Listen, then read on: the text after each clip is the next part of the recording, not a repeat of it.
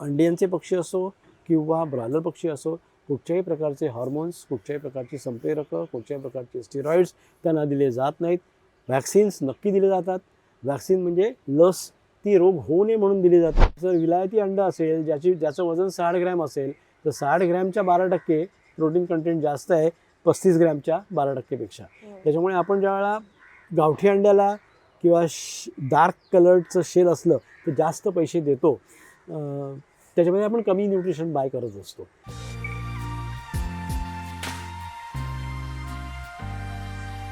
नमस्कार, मी धनश्री शितोळे तुमचं सगळ्यांचं स्वागत करते ॲग्रिकल्चर सागा या चॅनलमध्ये.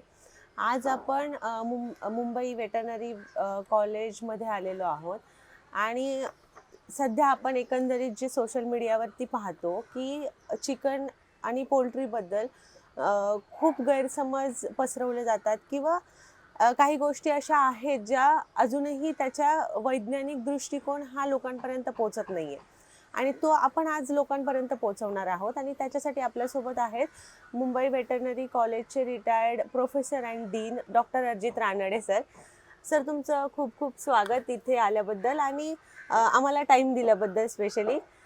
सर, हा टॉपिक खूप मोठा आहे, तर मला असं विचारायचं की स्पेशली त्या लोकांसाठी ज्यांना पोल्ट्री आणि लेअरमध्ये किंवा ब्रीडर किंवा एक ब्रॉयलर ह्यातला काही डिफरन्स माहीत नाही आहे, त्यांना बेसिकमध्ये तुम्ही सांगाल का की याच्यामध्ये काय डिफरन्स येतो? कारण खूप लोकांना एक अंडी देणारी कोंबडी आणि चिकन हे दोनच गोष्टी माहीत आहेत.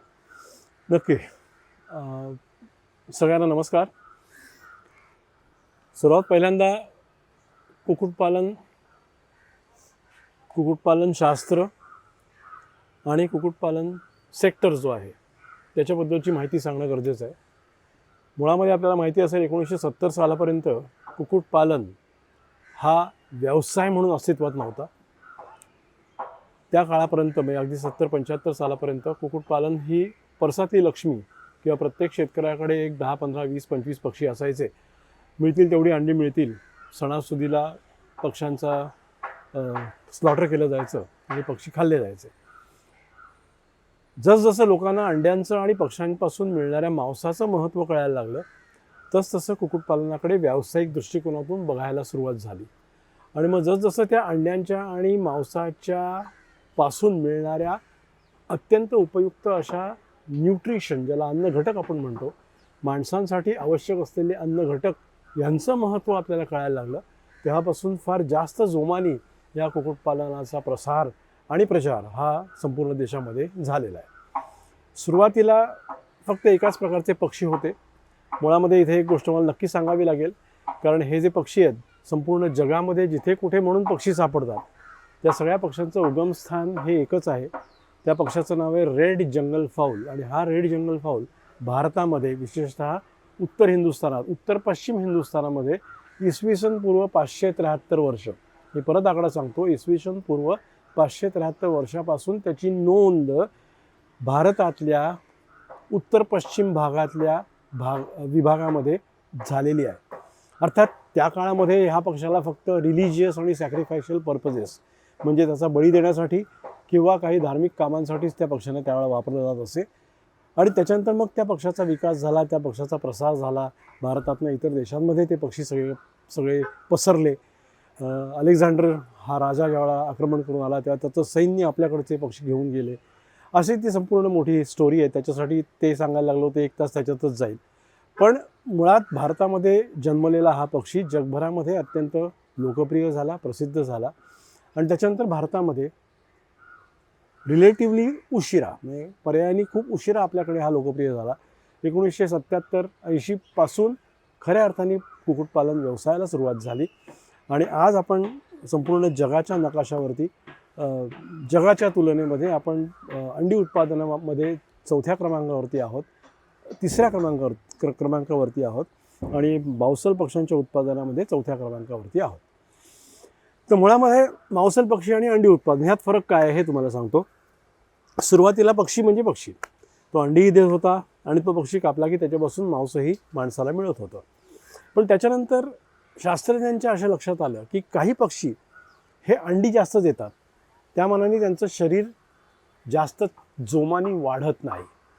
आणि त्याच्या उलट काही पक्षी अंडी खूप कमी देतात, पण तब्येत त्यांची चांगली सुधारते, शरीर त्यांचं जोमाने वाढतं. आणि मग अशा वेळेला हा मुळामध्ये उत्पादन क्षमतेतला बेसिक फरक जो आहे हा शास्त्रज्ञांच्या लक्षात आल्यानंतर या दोन्ही प्रकारच्या पक्ष्यांना वेगवेगळं ठेवायला त्यांनी सुरुवात केली आणि त्यांचं प्रजनन, त्यांचं ब्रीडिंग हे वेगवेगळं व्हायला सुरुवात झाली. आणि ह्याच्यातनं एक्सक्लुझिव्हली फक्त आणि फक्त अंडी देणारे पक्षी आणि फक्त आणि फक्त लवकर शरीराची वाढ जोमाने घडवून आणणारे पक्षी असे 2 गट तयार झाले. एकाला आपण अंडी देणारे पक्षी म्हणतो, इंग्रजीमध्ये त्याला आम्ही लेयर्स असं म्हणतो, आणि जे मांस देणारे पक्षी आहेत ज्याला मांसल पक्षी आपण म्हणतो त्याला इंग्रजीमध्ये आपण ब्रॉयलर असं म्हणतो. त्यावेळा प्रामुख्याने लेयर आणि ब्रॉयलर ह्या 2 कॅटेगरीज तयार झाल्या 1950च्या आसपास संपूर्ण जगातल्या विकसित देशांमध्ये. आणि मग ज्यावेळेला आपल्या देशामध्ये कुक्कुटपालनाचा प्रसार व्हायला सुरुवात झाली, विकास व्हायला सुरुवात झाली, त्यावेळेला ह्या इम्प्रूव्ड स्ट्रेन्स ज्या आहेत विकसित देशातनं त्या आपण आणल्या आणि आपल्याकडे त्याचं ब्रीडिंग झालं. आणि आज मितीला आपल्या देशामध्ये अंडी देणारे आणि मांस देणारे दोन्ही प्रकारचे पक्षी आपल्या देशामध्ये तयार केले जातात. आपल्याकडे प्युअर लाईन्स आहेत, ग्रँडपेरेंट्स आहेत, पेरेंट्स आहेत आणि कमर्शियल्स आपण विकतो. तर हे प्युअर लाईन्स, ग्रँडपेरेंट्स, पेरेंट्स म्हणजे काय, तर ह्या ज्या आपण आत्ता बाजारामध्ये जे पक्षी बघतो, जे ब्रॉयलर पक्षी, जे मांसल पक्षी बघतो किंवा जे अंडी देणारे पक्षी बघतो त्यांच्या आधीच्या पिढ्या. म्हणजे जर का आपण मांसल पक्ष्यांना आणि अंडी देणाऱ्या पक्ष्यांना कमर्शियल्स असं म्हटलं, व्यावसायिकदृष्ट्या वापरण्यात येणारे पक्षी असं म्हटलं, तर त्यांच्या आधीची पिढी जी असते ती पेरेंट्स, त्यांच्या आधीची पिढी ग्रँडपेरेंट्स, आणि हे ग्रँडपेरेंट्स तयार होतात हे प्युअर लाईन्सपासून. प्युअर लाईन्स म्हणजे काय, तर प्युअर लाईन्स म्हणजे वेगवेगळ्या जाती, त्या अत्यंत शुद्ध स्वरूपामध्ये सांभाळल्या जातात, बाळगल्या जातात, जोपासल्या जातात आणि त्यातले उत्तमोत्तम पक्षी निवडून, उत्तमोत्तम म्हणजे ज्यांच्यामध्ये अनुवंशिकरित्या अत्यंत चांगले गुणधर्म आहेत उत्पादनाशी निगडीत, अशा पक्ष्यांचं सिलेक्शन करून, म्हणजे अशा पक्ष्यांची निवड करून त्यांच्यापासून पुढची पिढी निर्माण करतो. आणि ती पिढी निर्माण करत असताना प्रत्येक पिढी वेळेला किंवा प्रत्येक वेळेला आपण त्याच्यामध्ये सुधारणा घडवून आणतो, ज्याला आम्ही सिलेक्टिव्ह ब्रीडिंग म्हणतो. म्हणजे the scientist will decide who would be the parents of the next generation. पुढची पिढी कोणत्या आईवडिलांपासून तयार होणार आहे ह्याचा निर्णय त्या आईवडिलांच्या क्षमतेवरनं आपण घेतो आणि उत्तमोत्तम उत्पादन देणाऱ्या पुढच्या पिढ्या आपण तयार करत जातो. आणि त्याच्यामुळे होतं कसं, ती जी पिढी आपण तयार करतोय आणि जी कमर्शियल किंवा व्यावसायिक वापरासाठी आपण शेतकऱ्यांना देतोय त्यांच्या उत्पादन क्षमतेची आपण खात्री देऊ शकतो की बाबा हे पक्षी वर्षाला इतकी अंडी देणार म्हणजे देणार, हा मांसल पक्षी 5 आठवड्यामध्ये आपल्याला 2.5 किलो किंवा 2.25 किलोचं वजन देणार म्हणजे देणार. ही जी खात्री आहे, ही खात्री ह्या संपूर्ण ब्रीडिंग प्रोसेसमुळे तयार झालेली आहे. आणि त्याच्यामुळे आज व्यावसायिकदृष्ट्या आपल्याला अंडी देणारे पक्षी आणि ब्रॉयलर किंवा मांसल पक्षी दिसतात. काही शेतकरी ब्रीडर्स पाळतात आणि काही ज्या कंपन्या आहेत, मोठ्या मोठ्या कंपन्या आहेत, भरपूर नावं घेता येतील, व्यंकटेश्वरा आहे, गोदरेज आहे, सुगुणा आहे, त्यांच्याकडे ग्रँडपेरेंट्स आणि प्युअर लाईन्ससुद्धा ठेवलेल्या असतात आणि त्यांच्यापासून अत्यंत शास्त्रोक्त पद्धतीने उत्तमोत्तम पक्षी निवडून त्यांच्यामध्ये संकर घडवून आणला जातो, त्यांच्यामध्ये सिलेक्शन केलं जातं, त्यांची निवड केली जाते. मी म्हटल्याप्रमाणे उत्तम गुणधर्मांच्या निकषावरती ती निवड केली जाते आणि नवीन नवीन पक्षी आपल्याला मिळतात. हा साधारण जो मी तुम्हाला व्याप सांगितला हा कमर्शियल पोल्ट्री प्रोडक्शनचा हा 1970-80 नंतर सुरू झाला. परंतु भारत देशाचा जर का विचार केला तर आपल्याकडे 3 टायरमध्ये कुक्कुटपालन चालतं. एक म्हणजे हा टायर जो मी तुम्हाला सांगितला, ज्याला आपण व्यावसायिक कुक्कुटपालन असं म्हणू. दुसरा जो आहे तो म्हणजे ग्रामीण भागातलं कुक्कुटपालन. ग्रामीण कुक्कुटपालनला आपण इंग्रजीमध्ये रुरल पोल्ट्री असं म्हणूया. आणि तिसरा बॅकयार्ड. बॅकयार्ड म्हणजे असे आपण रस्त्यावरती गावामध्ये फिरताना जे पक्षी दिसतात ते. या तिन्हीमध्ये फरक आहे, या तिन्ही पक्ष्यांमध्ये फरक आहे, या तिन्ही पक्ष्यांच्या उत्पादन क्षमतेमध्ये फरक आहे, त्यांच्या गरजांमध्ये फरक आहे. पण तिन्ही घटक जे आहेत हे कुक्कुटपालन व्यवसायासाठी आवश्यक आहेत. म्हणजे हे जे कमर्शियल्स आहेत जे मी आत्तापर्यंत तुम्हाला सांगितले त्यांना आम्ही high input high output technology म्हणतो. म्हणजे त्यांना खूप जास्त प्रमाणामध्ये आपल्याला सगळ्या गोष्टी पुरवाव्या लागतात आणि उत्पादन पण त्याच प्रमाणात भरपूर जास्त आपल्याला मिळतं. त्याच्यानंतरचा जो स्तर आहे ग्रामीण कुक्कुटपालन म्हणजे रुरल पोल्ट्री, त्याच्यासाठी वेगळे पक्षी तयार केले जातात. वेगळे पक्षी म्हणजे काय, तर वेगवेगळ्या जाती आहेत. आता जात हा शब्द अत्यंत कन्फ्युजिंग आहे. पक्ष्यांच्या बाबतीमध्ये किंवा प्राण्यांच्या बाबतीमध्ये ज्यावेळेला आपण जात म्हणतो त्यावेळेला आपल्याला अभिप्रेत असलेल्या जातचा संकल्पना बाजूला ठेवा.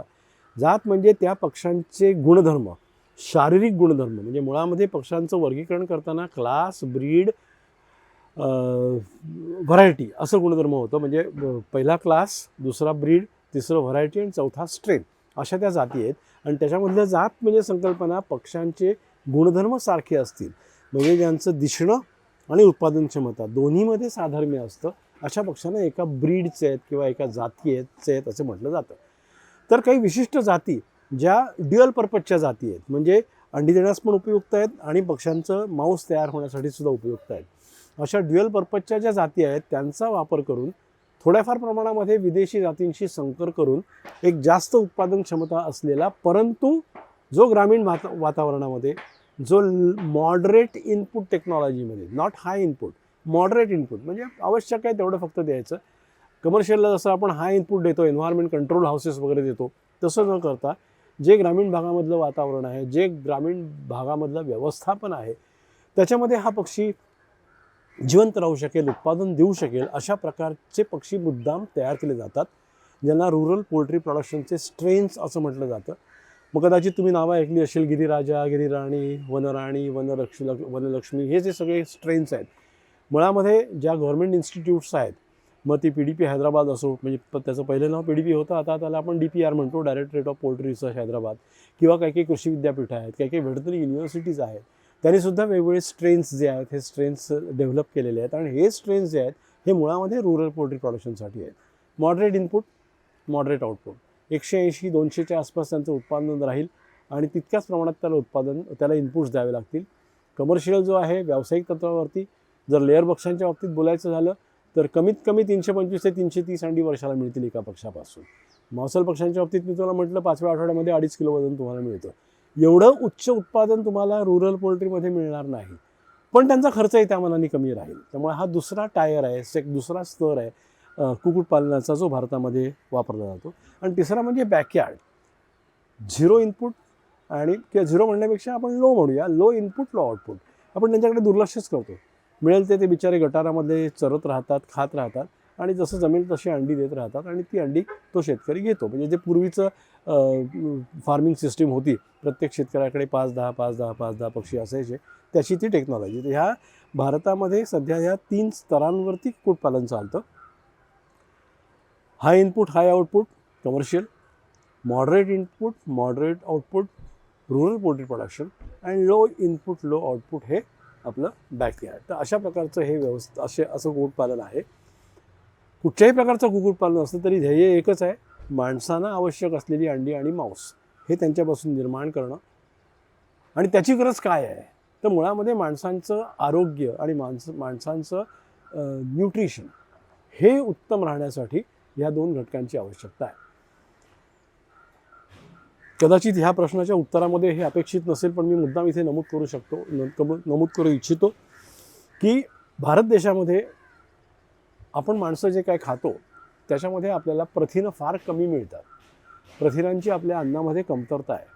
आपलं कार्ब रिच डाएट आहे, म्हणजे आपल्या जेवणामध्ये जास्तीत जास्त आपण कार्बोहायड्रेट्स, ज्याला पिष्टमय पदार्थ आपण म्हणतो, ते असतात.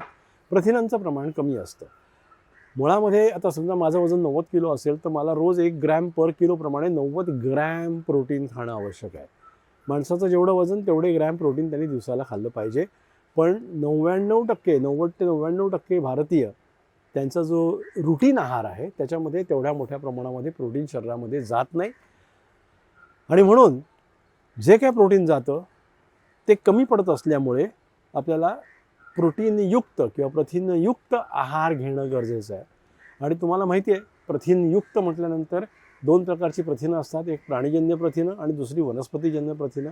वनस्पतीजन्य प्रथिनांमध्ये आपण डाळीचा समावेश करू शकतो, भाज्यांचा समावेश करू शकतो, आणि प्राणीजन्य प्रथिनांमध्ये आपण दुधाचा समावेश करतो, अंड्यांचा समावेश करतो, मांसाचा समावेश करतो. आणि ही जी प्राणीजन्य प्रथिनं आहेत त्यांची माणसाच्या शरीराला असलेली उपयुक्तता ही सर्वात चांगली आहे. म्हणजे अंड्याबद्दल बोलायचं झालं तर 97% प्रोटीन जे अंड्यामध्ये ते आपल्या शरीराला रेडिली अवेलेबल, ज्याला आम्ही बायो अवेलेबल असं म्हणतो, ताबडतोब शरीरामध्ये शोषून घेतलं जाईल अशा प्रकारचं ते प्रोटीन आहे किंवा ती प्रथिनं आहेत. आणि त्याच्यामुळे ज्यावेळेला आपण प्रोटीनांचा विचार करतो, प्रोटीनांच्या आहाराचा विचार करतो, त्यावेळेला प्राणीजन्य प्रथिनांचा विचार पहिल्यांदा आपण केला पाहिजे, कारण तो माणसाच्या शरीराला जास्त लवकर उपयोगी पडतो. आणि त्यामुळे प्रथिनांची कमतरता दूर करण्यासाठी, म्हणजे ज्यावेळेला देश स्वतंत्र झाला त्यावेळेला अन्नधान्याची कमतरता होती, दुष्काळ पडत होता, 72 सालची गोष्ट असेल, बऱ्याच गोष्टी आहेत, काही जुन्या लोकांना आठवत असतील, रॅशनिंग असायचं त्यावेळेला, पुरेसं धान्य पण मिळायचं नाही. आजकाल आपण जातो पाहिजे ती गोष्ट बाजारातनं घेऊन येऊ शकतो, तो पूर्वीचा काळ तसा नव्हता. त्यावेळेला न्यूट्रिशन म्हणजे फूड सिक्युरिटीचाच प्रॉब्लेम होता, म्हणजे अन्न सुरक्षाच भारत देशामध्ये नव्हती.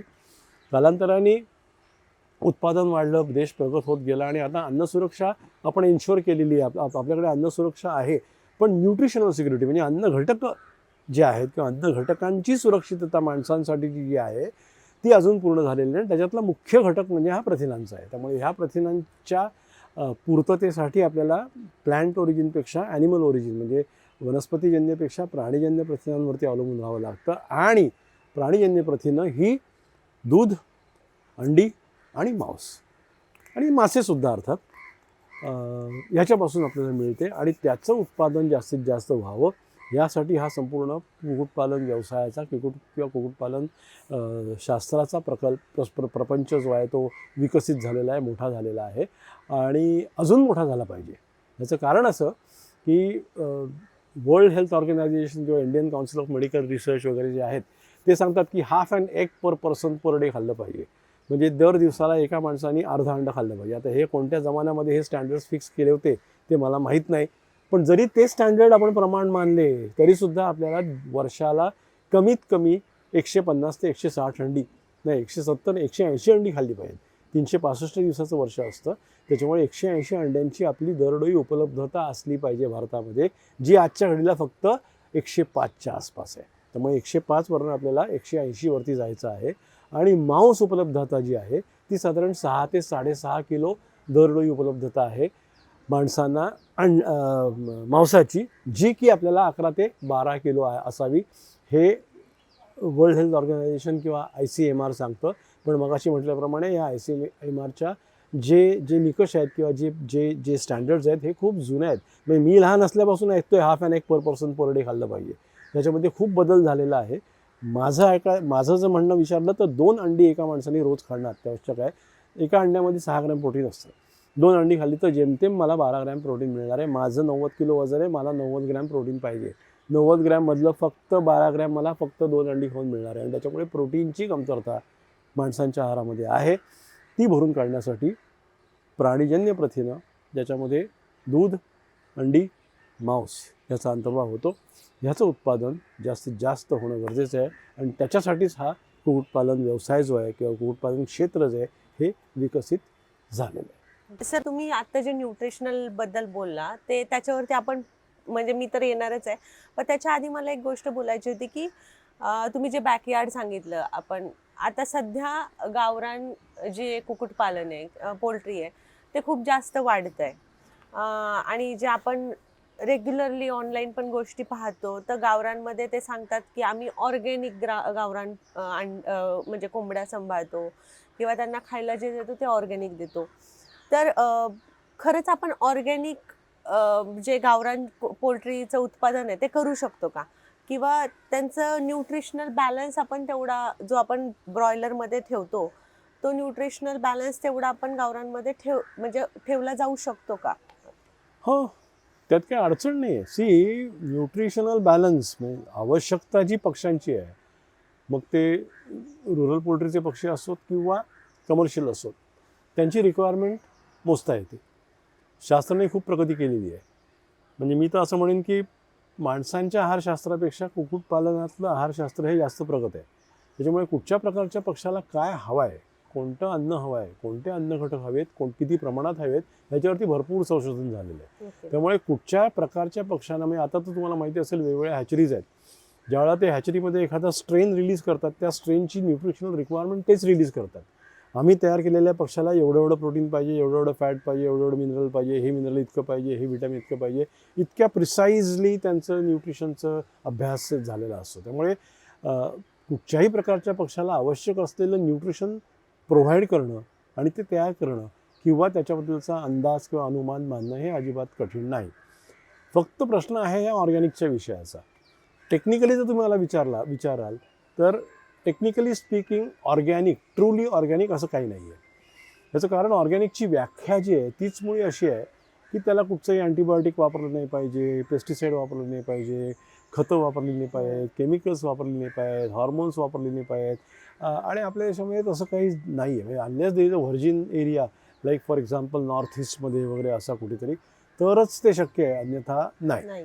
पण त्यातल्या त्यात म्हणजे असं आपण म्हणतो ना स्पेसिफिक पॅथोजन फ्री, पूर्णपणे पॅथोजन फ्री कुठची गोष्ट नाही आहे, पण काही स्पेसिफिक पॅथोजन्स ह्याच्यामध्ये नाही आहेत बुवा. अशा प्रकारे थोड्याफार प्रमाणामध्ये ऑर्गॅनिक सर्टिफिकेशन लोक करून घेतात. त्याच्यासाठी काही काही एजन्सीज आहेत आणि त्याच्याप्रमाणे ऑर्गॅनिक आहे म्हणून आपल्या गोष्टी ते बाजारामध्ये विकतात, पण त्या महाग विकतात. त्यामुळे ज्याला ते परवडतं किंवा ज्याला ते पटतं त्यांनी ते घ्यावं. पण टेक्निकली स्पीकिंग ऑर्गॅनिक आणि नॉन ऑर्गॅनिक किंवा कमर्शियल याच्यामध्ये काय फार जास्त न्यूट्रिशनल फरक असा नाही आहे. फक्त एक मार्केटिंग करताना 4 पैसे जास्त मिळावेत शेतकऱ्याला, आणि ते का मिळू नयेत. म्हणजे माझा तर त्याच्यावर त्याला कधीच विरोध नाही. ज्याच्यानी त्यांना 4 पैसे जास्त मिळणार आहेत ते त्यांनी जरूर करावं. फक्त लोकांना वेळ बनवू नये एवढीच माझी त्याच्या मागची भूमिका आहे.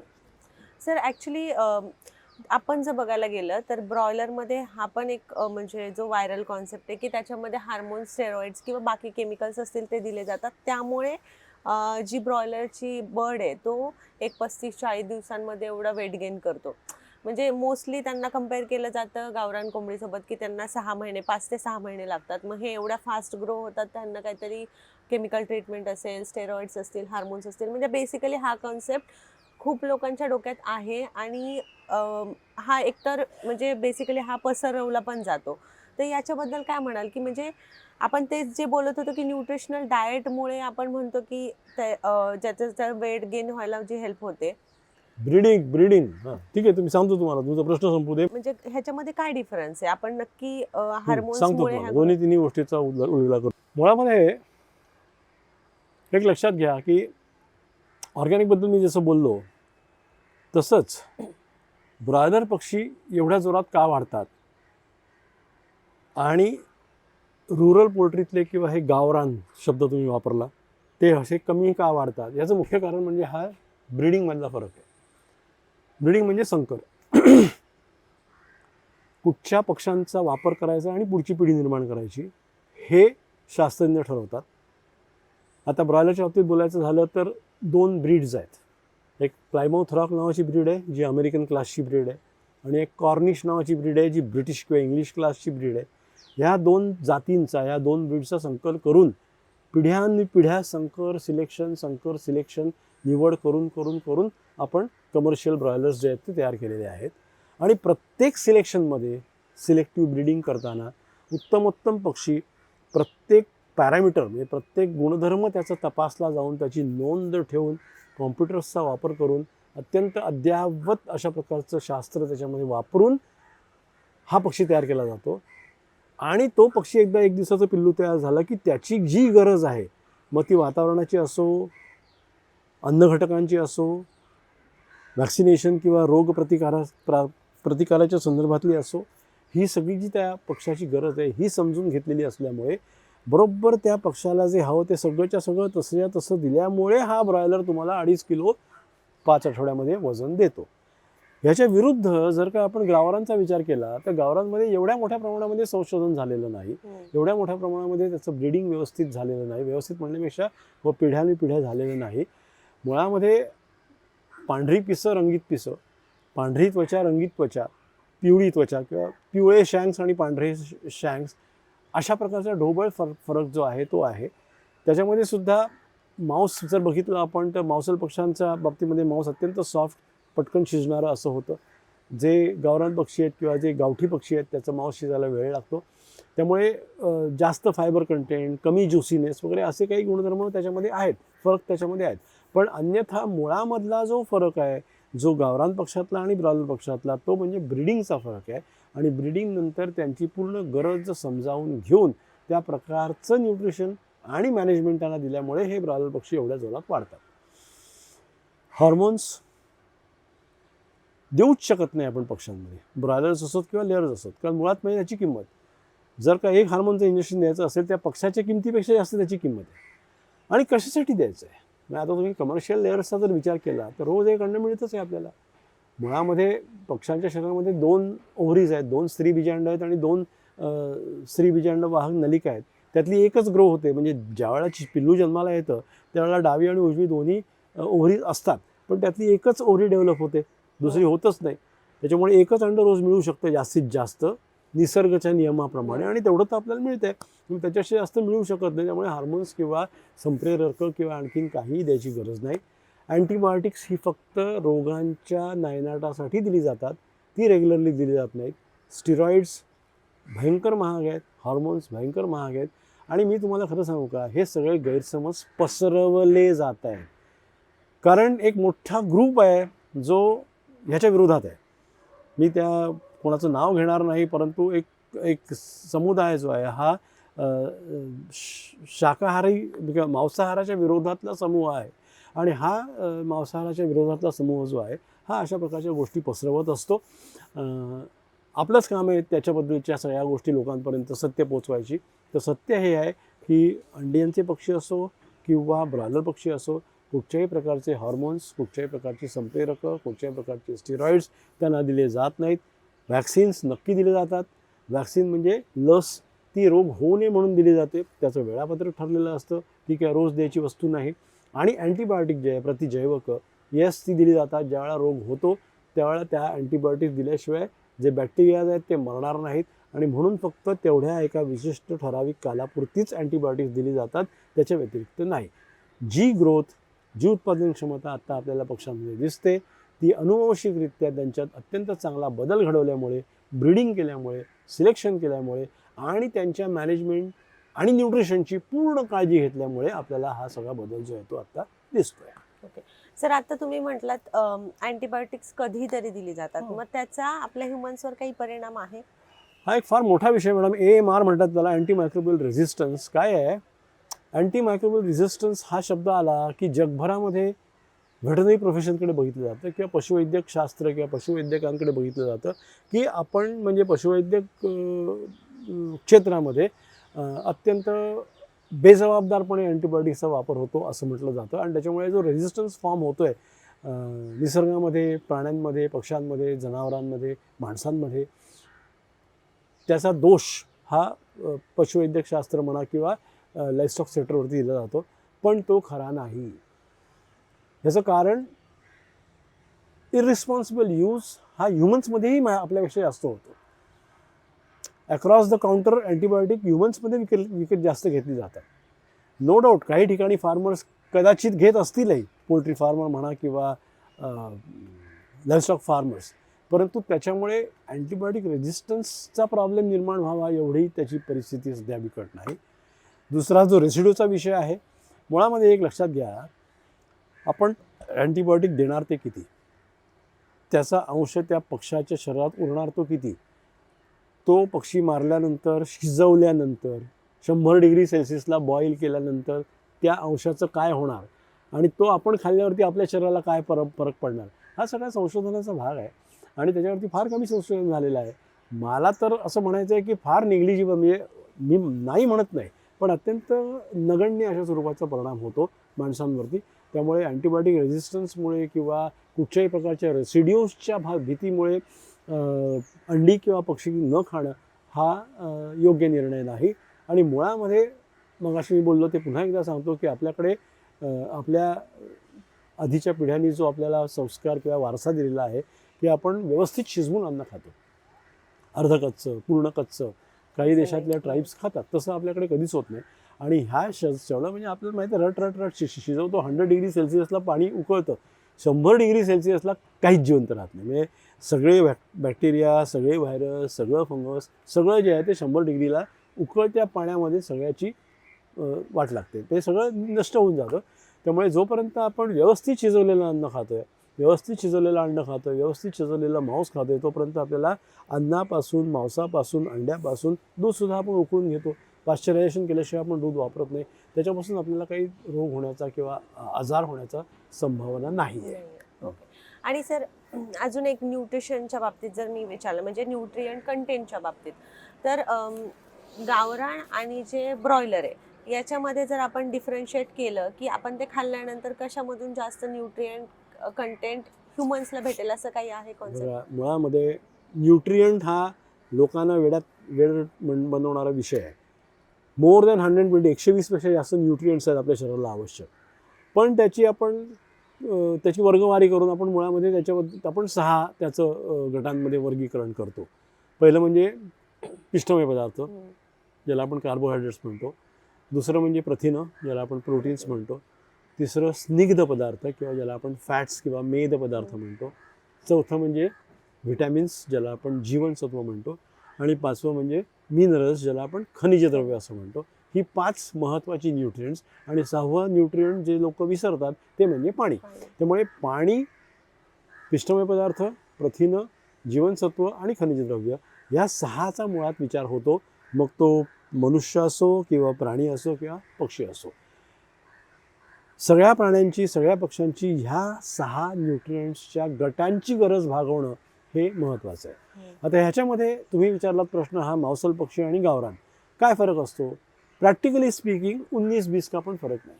म्हणजे फॉर एक्झाम्पल आपण अंड्यांचा विषय घेतला. अंड्यामध्ये साधारण 12% प्रोटीन आहे, 11.9 to 12% प्रोटीन. मग ते गावरान पक्षाचं अंडं घेतलं तरी त्याच्यामध्ये 12% प्रोटीनच आहे, आणि विलायती पक्षाचं अंडं घेतलं तरी त्याच्यामध्ये 12%च प्रोटीन आहे. उलटं जर विलायती अंडं असेल ज्याचं वजन 60 ग्रॅम असेल तर 60 ग्रॅमच्या 12% प्रोटीन कंटेंट जास्त आहे 35 ग्रॅमच्या 12% पेक्षा. त्याच्यामुळे आपण ज्यावेळेला गावठी अंड्याला किंवा डार्क कलरचं शेल असलं तर जास्त पैसे देतो, त्याच्यामध्ये आपण कमी न्यूट्रिशन बाय करत असतो. वेरॅज मोठ्या अंड्यांमध्ये जास्त न्यूट्रिशन असतं. काही काही बदल जे आहेत, काही काही घटक जे आहेत ते अत्यंत बाह्यस्वरूपी आहेत. म्हणजे फॉर एक्झाम्पल शेल कलर हा फक्त शेलशी निगडीत आहे, कवचाशी निगडीत आहे. आतल्या न्यूट्रिशनल क्वालिटीवरती काही फरक पडत नाही, प्रोटीनमध्ये काही फरक पडत नाही. मांसाच्या बाबतीमध्ये नक्कीच फायबरमध्ये फरक पडतो. जे खाद्य पेरावं तसं उगवतं आपण नेहमीच म्हणतो. त्यामुळे जे पक्षी खातो त्याच्याप्रमाणे त्याच्या शरीराच्या पासून तयार होणाऱ्या उत्पादनाची श्रेणी किंवा गुणवत्ता किंवा प्रत अवलंबून असते. त्याच्यामुळे हायली डायजेस्टेबल प्रोटीन खाल्ल्यामुळे किंवा हायली डायजेस्टेबल फीड खाल्ल्यामुळे ब्रॉयलर पक्ष्यांचं मांस जे आहे ते अत्यंत सॉफ्ट, लुसलुशीत आणि पटकन शिजतं. व्हेरॅज थोडंसं फायब्रस फीड जास्त खाल्ल्यामुळे आणि इतर गुणधर्मांमुळे, त्या पक्ष्यांच्या अनुवांशिक गुणधर्मांमुळे हे जे गावरान पक्षी आहेत किंवा देशी पक्षी आहेत त्यांचं फायबर जास्त असतो, मीटमध्ये च्युईनेस जास्त असतो. आणि शेवटी taste is a matter of choice. मला काय आवडेल आणि तुम्हाला काय आवडेल त्याच्यामध्ये फरक असणारच आहे. त्याच्यामुळे काही लोकांना ते आवडतं, काही लोकांना मांसल आवडतं. काही डिशेस करायला मांसल पक्षीच चांगला वाटतो, काही डिशेस करायसाठी गावरान पक्षी किंवा देशी पक्षीच लोक प्रेफर करतात. So it's a matter of choice. Nutritionally 19-20 का फरक, लिटरली 19-20 का फरक ही जी संज्ञा आहे तेवढीच आपल्याला म्हणावं लागेल. बाकी काहीही ग्रॉस मोठा फरक काहीही नाही. ओके. आणि सर तुम्ही मगाशी एक गोष्ट बोललात की म्हणजे खूप लोक ह्याच्या अगेन्स्ट आहेत या इंडस्ट्रीच्या, आणि आपण इन जनरल पण आपण ऑनलाईन खूप कंटेंट पाहतो की तुम्ही एखाद्याला मारून खाताय किंवा एखाद्या जीवाला तुम्ही मारताय आणि मग तुम्ही त्या गोष्टी खाताय. आणि खूप जे स्पेशली जे व्हीगनकडे लोक चाललेत हा विचार करून, किंवा प्लांट बेस्ड मीटकडे चाललेत. तर काय वाटतं तुम्हाला, प्लांट बेस्ड मीट तेवढं अवेलेबिलिटी वाईज किंवा सगळ्यांना म्हणजे पॉसिबल होईल ते घेणं? आणि सेकंड गोष्ट की व्हीगनची जी कॉन्सेप्ट आता ग्रो होते त्याच्याबद्दल तुम्ही काय बोलाल? मी तुम्हाला म्हटल्याप्रमाणे जसं colour is a matter of choice तसं food is a matter of choice. कोणी खावं याच्यावरती आपण ठरवू शकत नाही. ज्याला जे आवडतं, ज्याचे जे संस्कार असतात, ज्याला जसं लहानाचं मोठं केलेलं असतं आणि जो जे वाचतो त्याप्रमाणे तो ठरवतो. प्रत्येकाला अधिकार आहे तो, त्याच्यामध्ये काही प्रश्न नाही आहे. आपलं काम काय आहे? लोकांपर्यंत सत्य पोचवायचं, निर्णय त्यांनी घ्यायचा आहे. आपण फक्त एवढंच सांगू शकतो की प्राणीजन्य पदार्थ जे आहेत त्याच्यातले फायदे काय आहेत, त्याचे प्लस पॉईंट्स काय आहेत आणि मायनस पॉईंट्स काय आहेत तेही आपण सांगू शकतो. काय खावं की नाही हे त्यांनी ठरवावं. मग हे वेगन्स असतील, फक्त शाकाहारी असतात, फॅकल्टेटिव्हली शाकाहारी असतात, घरी खात नाही बाहेर खातो, अशा त्या भरपूर कॅटेगरीज आहेत नॉनव्हेजवाल्यांच्या. ते त्यांचं त्यांच्यावर सोडून द्या. आपलं काम हे शास्त्र त्यांच्यापर्यंत पोहोचवणं आहे. आणि म्हणून मी तुम्हालाही सांगेन की त्याच्यात न पडता वेगनबद्दल तुमचं मत काय आहे किंवा मांसाहाराबद्दल काय मत आहे, आपल्याला जे सत्य आहे ते लोकांसमोर आणायचं आहे. निर्णय लोकांनी घ्यावा. त्यामुळे जे लॅब ग्रोन मीट आहे आत्ताच्या क्षणाला जर बघायचं झालं तर त्याची इफेक्टिव्हनेस, त्याची इकॉनॉमिक्स परवडण्यातलं नाही. आणि लॉंग रनमध्ये सुद्धा ते परवडेल असं वाटत नाही आहे. तेवढ्या मोठ्या प्रमाणावरती टेक्नॉलॉजीचा विकास आपल्या देशामध्ये अजून झालेला नाही आहे आणि अजून 10 वर्ष तरी होईल असं मला वाटत नाही आहे. त्यामुळे कदाचित विकसित भारत 2047 सालाच्या सुमारास होईल. त्यावेळेला पाहू, आपण पासू, तुम्ही पण असणार, आम्ही पण असू, बघू त्यावेळेला काय आहे. ओके सर, आता अजून एक कॉन्सेप्ट येतो जो चिल्ड चिकन, फ्रोझन चिकन. आणि आपण पहिल्यापासून जे पाहत आलं, कन्व्हेन्शनली लाईव्ह बर्ड्स लोक घ्यायचे शॉपमधून, कट करून ते घरी न्यायचे. पण आता चिल्ड चिकन, फ्रोझन चिकन सुद्धा जास्त प्रमाणात मार्केटमध्ये अवेलेबल आहे आणि तो कॉन्सेप्ट पण ग्रो होतोय. तर त्याच्यामध्ये डिफरन्शिएट आपण कसं करू शकतो, आणि म्हणजे चिल्ड, फ्रोझन आणि लाईव्हमध्ये? नाही, मुळामध्ये एक लक्षात घ्या, आपल्या देशाची एक संस्कृती आहे. त्या संस्कृतीमध्ये लाईव्ह बर्डचा सेल पहिल्यापासून चालत आलेला आहे आणि आत्तासुद्धा 90% जो आहे तो सेल लाईव्ह बर्डचाच आहे. आपल्या देशातलं वातावरण, आपली संस्कृती, आपल्याकडची परंपरा, आपल्याकडच्या लोकांच्या इटिंग हॅबिट्स, खाण्याच्या सवयी, या सगळ्याचा जर विचार केला तर ते जे चाललेलं आहे त्यात काही गैर आहे असं मला वाटत नाही. पण त्याच्यात सुधारणा मात्र नक्की अपेक्षित आहे. म्हणजे लाईव्ह बर्डचा सेल पूर्ण बंद करा असं नाही मी म्हणणार, पण जो सेल तुम्ही करणार आहात, जिथे पक्षी स्लॉटर करता त्या एरियाची स्वच्छता, तिथलं हायजीन, तिथलं निर्जंतुकीकरण, तिथून निर्माण होणारं प्रदूषण, त्या प्रदूषणाची लावली जाणारी विल्हेवाट, ह्या सगळ्यावरती लक्ष द्या. सायंटिफिकली, शास्त्रीयदृष्ट्या उत्तम प्रकारे पक्षी स्लॉटर करून जर तुम्ही दिलात तर आमचं काही म्हणणं नाही आहे. प्रॉब्लेम कुठे होतो? रोड साईड स्लॉटर आहे. रस्त्याच्या कडेला छोटेशा अशा टपरी टाईप काहीतरी करतात आणि तिथे ते पक्षी मारतात आणि तिथे विकतात. स्वच्छता नसते, माशा घोंगावत असतात, वेस्ट डिस्पोजल अजिबात लक्ष दिलेलं नसतं. त्याच्यामुळे प्रॉब्लेम्स आहेत. रोगप्रसाराचा पण प्रॉब्लेम त्याच्यामुळे तयार होतो आणि माणसांच्या आरोग्याला सुद्धा त्याच्यामुळे त्रास होतो. त्यामुळे जितक्या प्रमाणात लाईव्ह स्लॉटर कमी होईल किंवा अनसायंटिफिक किंवा अनहायजेनिक स्लॉटर कमी होईल आणि चिल्ड, फ्रोझन, ड्रेस्ड चिकनकडे लोकांचा ओढा होईल, तेवढा दोन्ही दृष्टीने चांगला. व्यवसायाच्या वाढीसाठी पण चांगला आणि माणसांच्या आरोग्याच्या दृष्टिकोनातून पण चांगला. पण हे पटकन होण्यातली गोष्ट नाही, हळूहळू होणार आहे. आता ही जेन नेक्स्ट किंवा आपण पुढच्या पिढ्या म्हणतो, त्याला काय काय आजकाल नावं तुम्ही लोक देता, मला माहीत नाही काय ते लोक वाचतात ना परदेशात काय चाललं आहे, आणि बऱ्याच वेळा आपल्याला परदेशी गोष्टींचं अनुकरण करण्याची सवय असते. त्याच्यामुळे चिल्डच पाहिजे, फ्रोझनच पाहिजे, याच्यावरती जी यंग पिढी आहे त्याचा कल वाढत चाललेला आहे.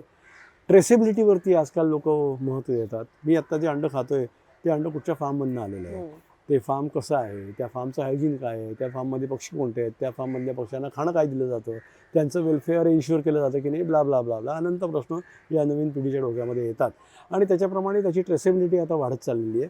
हा एक बदल आहे, हा होणार आहे. आपण कितीही नको म्हटलं तरी तो होणार आहे आणि त्याच्याप्रमाणे आपल्याला पोल्ट्री सेक्टरला कंप्लायन्स राहावं लागणार आहे, आपल्याला त्या गोष्टी कराव्या लागणार आहेत आणि त्या प्रकाराने आपण चाललेलो आहोत. आणि मी तुम्हाला म्हटल्याप्रमाणे माणसांच्या आरोग्याच्या दृष्टिकोनातून आणि पक्ष्यांच्या आरोग्याच्या दृष्टिकोनातून आणि पक्ष्यांच्या व्यवसायाच्या वाढीच्या दृष्टिकोनातून, दोन्हीच्या दृष्टिकोनातून हे होत आहे, हे चांगलंच होत आहे.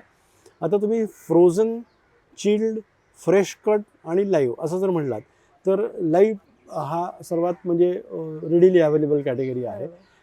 लाईव्ह फ्रोझन ही म्हणजे एकदम ब्लास्ट फ्रीजिंग टेक्नॉलॉजी आहे. लाईव्ह चिल्ड म्हणजे फक्त 4 डिग्रीवरती आणायचं आणि विकायचं, बर्फाच्या तुकड्यांमध्ये टाकून ट्रान्सपोर्ट करायचं, असे वेगवेगळे आहेत. प्रत्येक ठिकाणी थोड्या प्रमाणामध्ये त्या पक्ष्यांमध्ये, त्या कार्कसवरती, त्या मांसावरती परिणाम होणार आहे, नाही असं नाही. परंतु जर का आपण बघितलं तर न्यूट्रिशनल क्वालिटीमध्ये त्याच्यात काही फरक पडणार नाही. फ्रोझन असेल तुम्हाला थॉ करून घ्यावं लागेल, चिल्ड असेल तर तुम्हाला थोडा वेळ थांबून थॉ करून घ्यायचं आहे, फ्रेशली कट असेल तर तुम्ही इमिजिएटली वॉश करून वापरू शकता. अशा प्रकारे त्यात फरक आहे. Nutritionally again as I said काही फरक नाही. It's a matter of convenience. कशा प्रकारे आपण विकत घ्यावं, चिल्ड आणावा, फ्रोझन आणावं का फ्रेशली कट आणावं आणि त्याप्रमाणे प्रोसेसिंग करावं. आजकाल कट पीसेस मिळतात, लेग पीस मिळतो, ब्रेस्ट पीसेस वेगळे मिळतात, लेग्स मिळतात, थाईज मिळतात. प्रत्येकाच्या चॉईसवरती. आता मला ड्रमस्टिक्स खायला जास्त आवडतात, सो मला आजकाल मला पूर्वी शक्य नव्हतं, आता मला सहज शक्य झालं आहे. मी फक्त ड्रमस्टिक्स अर्धा किलो किंवा 1 किलो ऑर्डर करू शकतो आणि वापरू शकतो. त्यामुळे अशा प्रकारचा हा कन्व्हिनियन्स मार्केटिंग, लोकांच्या कन्व्हिनियन्सचा विचार करून ह्या सगळ्या गोष्टी डेव्हलप होत आहेत, which is good to some extent. बाहेरच्या देशाचं आपण अनुकरण करतोय ते चांगलं आहे. त्याच्यामुळे वैविध्यता वाढते, आपल्याकडच्या लोकांची फुकट जात नाही अन्न, आणि जे पाहिजे ते आपण घेऊन खाऊ शकतो. त्यामुळे काय चूक काही नाही त्याच्यामध्ये. ऍक्च्युली बरोबर आहे, कारण काही लोकांना बोनलेस आवडतं, काही लोकांना खिमास लागतो. फॉर एक्झाम्पल आता म्हातारी माणसं, वयस्कर माणसं आहेत, चावण्याचा प्रॉब्लेम आहे, दे प्रिफर किमा. आज रेडीली अवेलेबल चिकन किमा बाजारामध्ये अवेलेबल आहे. करेक्ट. तुम्ही आणा, मॅरिनेट करा, शिजवा आणि खाऊ घाला. सो बेसिकली कन्व्हिनियन्सचा भाग आहे याच्यामध्ये आणि ज्याला जे आवडेल ते त्यांनी खावं, त्याचा अधिकार आहे आणि तो त्याचा हक्कसुद्धा आहे. तेवढी एन्जॉय दॅट. चिकन खा, अंडी खा, तुमच्या आरोग्यासाठी आवश्यक आहे एवढंच आपण सांगायचं. बरोबर त्याच्यातलं प्रोटीन किती आहे ते सांगायचं, बाकीचे फायदे सांगायचे आणि प्रमोट करायचं. बरोबर. सर आता तुम्ही ट्रेसेबिलिटी बद्दल एक गोष्ट बोललात. सो मला हे विचारायचं होतं की चिकनची म्हणजे जे मीठ आपण खातो, एक्झाम्पल मी एखादं मीठ XYZ बाजारातून विकत घेते आणि मला ते मीठ कुठून आलंय, कसं बनवलंय हे माहिती करून घ्यायचं का, तर त्याची काही आहे ट्रेसेबिलिटी आपण कशी फाइंड आउट? इथेच तर ब्रँडिंग येतं ना मॅडम. ज्यावेळेला आपण म्हणतो एखादा ब्रँड आहे, आता मला माहीत नाही, मी दोन चार नावं नक्कीच घेईन. समजा वेंकीज आहे किंवा गोदरेज आहे किंवा सुगुणा आहे किंवा झोरॅबियन्स आहे, हे आता ब्रँड एस्टॅब्लिश झालेले आहेत. Correct. आणि ज्यावेळेला तुम्ही वेंकीज म्हणता त्यावेळेला तुमच्या डोळ्यासमोर एक स्टँडर्ड सेट तयार झालेला डोळ्यासमोर येतो ना. झोरॅबियन म्हणता किंवा सुगुणा म्हणता किंवा गोदरेज म्हणता, ह्या ब्रँडचं महत्त्वच जे आहे. म्हणजे आता आपण तुम्ही टूथपेस्ट कोणती वापरता? कोलगेट वापरता. पटकन तुमच्याकडे तोंडात कोलगेट Colgate. नाव आलं, माझ्या तोंडामध्ये क्लोजअप नाव येईल. बरोबर. हे जे ब्रँड्स आपल्या डोक्यात बसलेत तसे हे चिकनचे ब्रँड बसले पाहिजेत. ते केव्हा बसतील?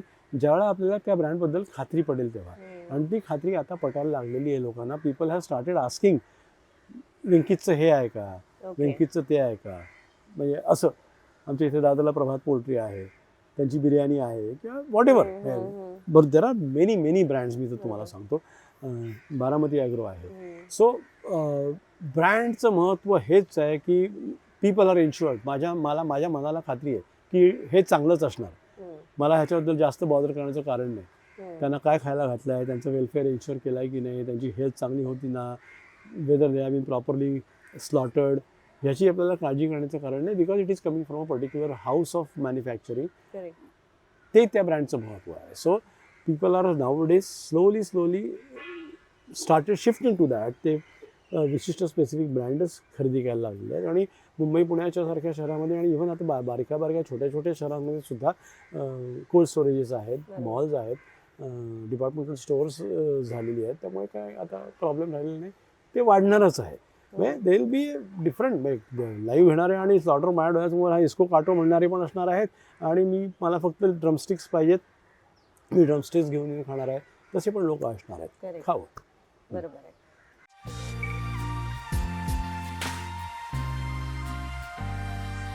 अँटीबायोटिक्सचा गरजेपेक्षा जास्त कालावधीसाठी वापर केल्यामुळेच त्याचे रेसिड्यूजचा प्रॉब्लेम असतो आणि त्याचा प्युबर्टीशी काही संबंध नाही. ॲज फार ॲज प्युबर्टी किंवा स्त्रियांच्या आरोग्याबद्दलचा विषय असेल तर त्याला हार्मोन्स आणि हे जबाबदार, संप्रेरक आणि स्टिरॉइड्स. पण मी तुम्हाला मगाशी म्हटल्याप्रमाणे स्टिरॉइड्स आणि हे आपण वापरूच शकत नाही, इतके महाग आहे. पक्ष्यांचं बॉडी टेम्परेचर 42 डिग्री सेल्सिअस आहे, 107 डिग्रीज फॅरनहाईट, म्हणजे अंदाजे 42 डिग्री सेल्सिअस.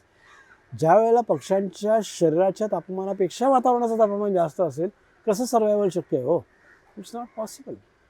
आणि त्याच्यामुळे वातावरण बदलाचा खूप मोठा परिणाम पक्ष्यांवरती होणार आहे, उत्पादन क्षमतेवरती होतो आहे.